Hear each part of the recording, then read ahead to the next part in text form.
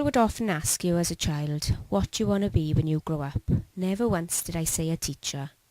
When leaving school, I knew one thing. I wanted to work with computers, so took a BTEC computer course at college and passed. Then went on to a degree in computers at university and passed. Then confusion. Where do I go from here? What do I want to do? People would often say, the world's your oyster now, kid. So I went travelling to Canada for 6 months. I thought I could sail into a job with a degree, but rejection. After 6 months travelling, it was time to come home and get a job, as my friends would often tell me. So again I applied and applied and applied and got rejected.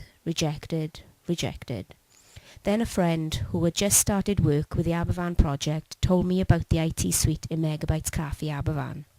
So having nothing better to do with my time, volunteered to help students to learn the basics of using computers. That was it. I found my passion. I was then fortunate to land a job teaching IT to the community. So back to college to train as a teacher. 6 years on, and I'm still in the same place I started, but better, with new equipment to work with and experience to share and lessons to be learnt. It's not all roses though. On quiet days, when there's no students and paperwork to fill in and monitoring forms to complete, I often think, what am I achieving? Who is benefiting? But then, on busy days when I'm running from student to student, I can put case studies down on paper of all the people I help.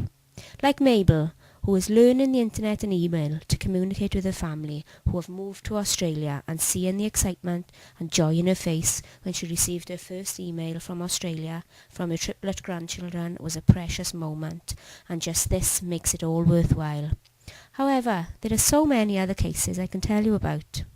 Like a small bunch of ladies who regularly travel up to me at Megabytes, 5 miles from their homes in Berlinog, to learn computers for their own purposes. It's amazing, especially when they have a computer suite in their own village, but prefer to come to Aberfan.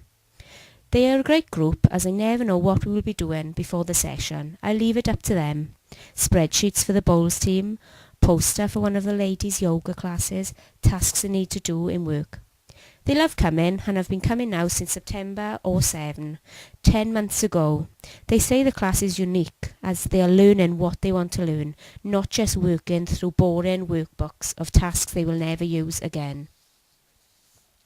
Without boring you too much, I just want to tell you about one more student, Chris, who has learned to create, update and print invoices for his new startup business, and more recently learned spreadsheets to help with his tax return at the end of the year.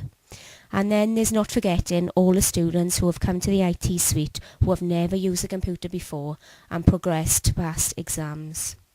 So when I start to think about all the people using the IT suite and all the people I'm helping, I feel really pleased and proud of my students, and I feel proud of myself, and I know that being a teacher and involved with the project is all worthwhile. And I know that if the IT suite had to close, the amount of people it would affect and the empty hole in the community.